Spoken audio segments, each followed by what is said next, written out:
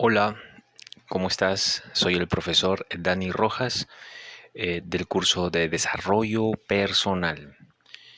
Bien, el tema que vamos a tratar son dos aspectos importantes que corresponden a una secuencia de temas que hemos ido tratando.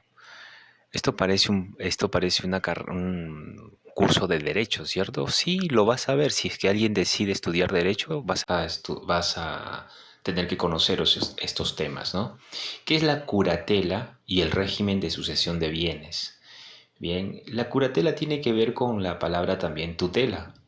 Eso quiere decir que cuando no hay tutor, cuando no hay patria potestad, existe el tutor. Y cuando no hay tutor, entonces aparece que la institución llamada curatela. La curatela es una institución supletoria, como ya lo habíamos mencionado en el anterior tema, ¿no? Que reemplaza. Es una institución que reemplaza, es una institución que protege porque ampara a una persona, ¿bien? ¿A través de qué? De el curador. Se le encarga a la persona y esta persona, este curador, ¿cuál es su responsabilidad? De proteger, de cuidar a la persona y administrar los bienes de aquel incapaz mayor de edad, ¿no? Incapaz mayor de edad. Vamos a ir explicando qué significa incapaz mayor de edad, ¿ya? ¿Quiénes están sujetos a curatela? Acá vas a entender a quienes se les llama incapaz de mayor edad. Los que no pueden expresar su voluntad de manera indubitable. O sea, quiere decir los que no expresan sus opiniones porque no pueden hacerlo, porque tienen un problema ya sea mental o que tienen algún problema o que han sufrido algún golpe en la cabeza generando eh, una conmoción, bien, impidiendo pues que pueda expresarse, ¿no? O transmitir sus ideas.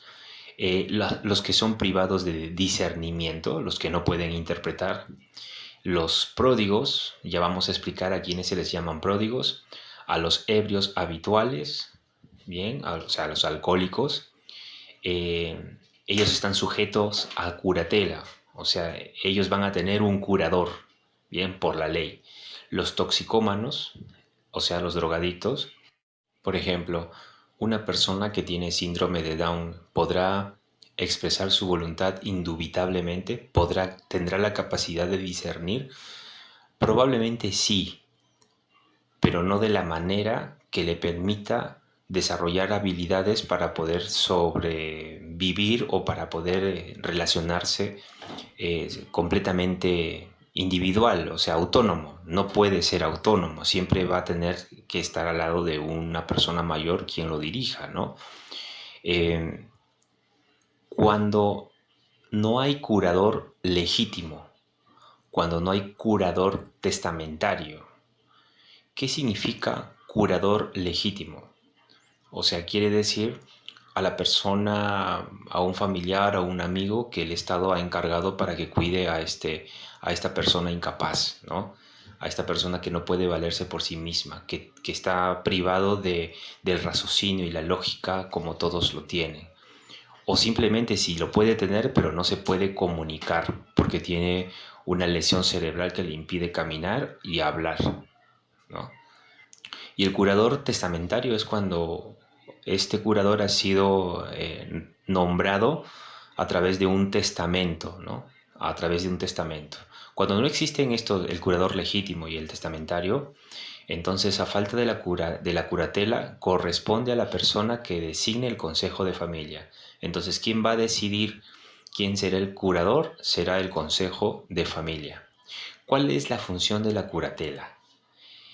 Es proteger a la persona incapaz. El curador lo va a representar, ¿bien? Y también lo va a asistir. Ahora, este curador también a la vez puede asumir el cargo de tutor. Por ejemplo, esta persona incapaz tenía sus facultades mentales lúcidas, como una persona común y corriente. Tuvo un accidente y quedó completamente lisiado e incapaz.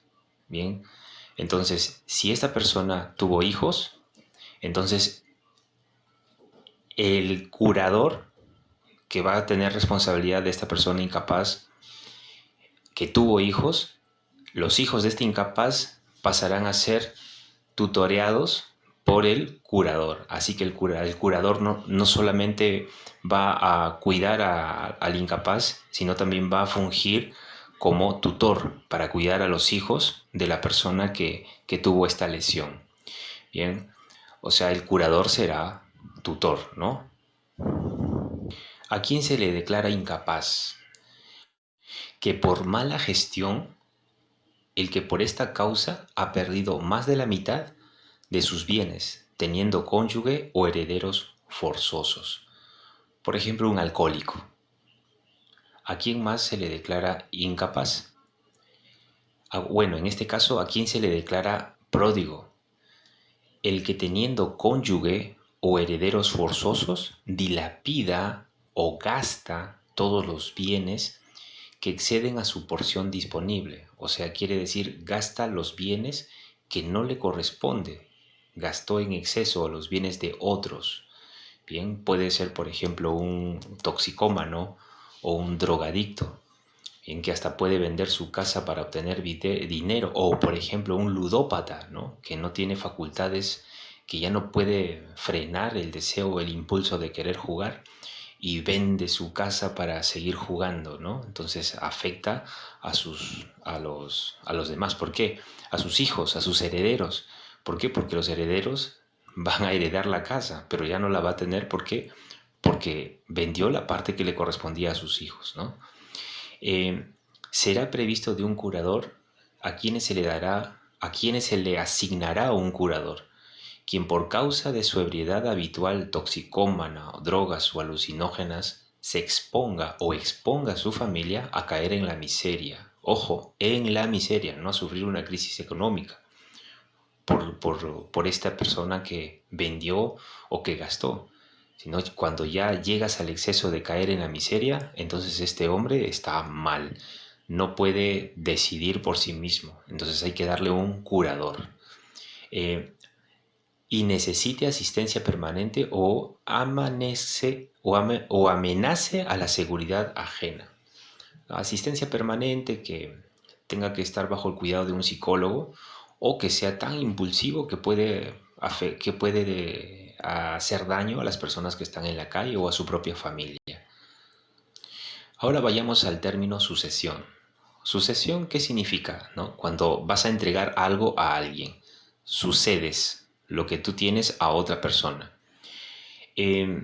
Hay dos acepciones de la palabra sucesión. La primera es extensiva o genérica y la segunda es restringida o específica. Cuando es genérica, se refiere a toda la transmisión patrimonial tanto inter vivos como mortis causa. ¿Qué significa inter vivos? O sea, cuando estás vivo y cuando mueres.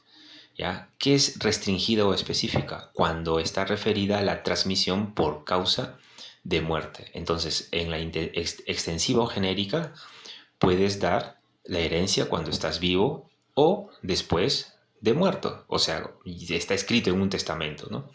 Y la específica solamente cuando se da la herencia, cuando se suceden los bienes, cuando muere la persona que va a heredar. Entonces, el concepto sería la sucesión como la transmisión patrimonial por causa de muerte. Ahora, en la sucesión hay algo muy importante llamado el patrimonio.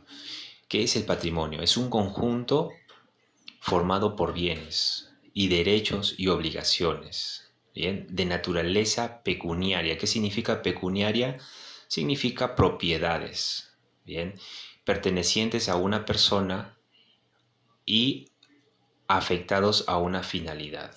O sea, quiere decir que un anciano que tiene dos casas, bien, cuando muere, antes de morir, ese es el patrimonio del anciano, pero antes de morir deja un escrito llamado testamento donde indica a quién se le debe dar o a quiénes se les debe dar el patrimonio que él ha tenido. Eso significa va a sucederle, le va a entregar. ¿Cuáles son los elementos de la sucesión. Tenemos primer elemento es el causante, el segundo los sucesores y el tercero es la herencia. El causante es el actor de la sucesión, quien la causa, ¿bien? Quien la origina es la persona física que muere, o sea, el causante es la persona que ha escrito su deseo en un documento y se va a ejecutar cuando él muera. Entonces, el causante es el que va a generar la sucesión. Presenta judicialmente como titular del patrimonio, que es materia de transmisión sucesoria. El segundo elemento son los sucesores. ¿Quiénes son los sucesores? Los que reciben el patrimonio del causante, ¿bien? Del que va a heredar. Son personas a quienes pasan los bienes, derechos y obligaciones que constituye la herencia y puede ser herederos o legatorios o legatarios, ¿no? O sea, un heredero es aquella persona que por vínculo sanguíneo tiene que recibir algo. Y legatario es cuando el causante entrega sus bienes o su patrimonio a cualquier persona que le venga en gana sin que tenga un vínculo sanguíneo con el causante. ¿Y qué es la herencia? Es el conjunto de bienes y otros derechos que no se extinguen por la muerte del causante. Bien, esa es la herencia, lo que se va a transmitir. Y también tenemos clases de sucesión, cómo se va a transmitir, cómo se va a dar este patrimonio. Es la testamentaria o voluntaria y la legal o intestada. Cuando es testamentaria o voluntaria, el actor de la sucesión, quien la causa, quien la origina, es la persona física que muere o que sea declarada de su muerte, o sea, que haya sido declarada la muerte. Se presenta judicialmente el titular del patrimonio, que es materia de la transmisión sucesoria. Bien, entonces quiere decir que esto se va a ejecutar el día que muere el causante, ¿no? El que va a heredar. Y la sucesión legal o sucesión intestada es cuando no existe un testamento, no existe la voluntad del causante, no se estableció en un documento, pero muere. Entonces aparece una sucesión, que es esta sucesión legal. Por ejemplo, el señor Juan muere a los 80 años y no dejó ningún testamento, pero legalmente sus hijos tienen que recibir una porción de la casa o de los bienes, si es que es una casa o dos casas. Se va a tener que repartir en partes que según la ley lo establece.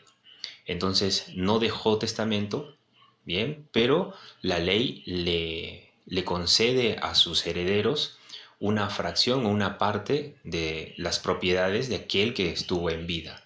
A eso se llama sucesión legal o sucesión intestada. Muy bien, alumnos, nos vemos hasta la próxima transmisión y que tengan un buen día.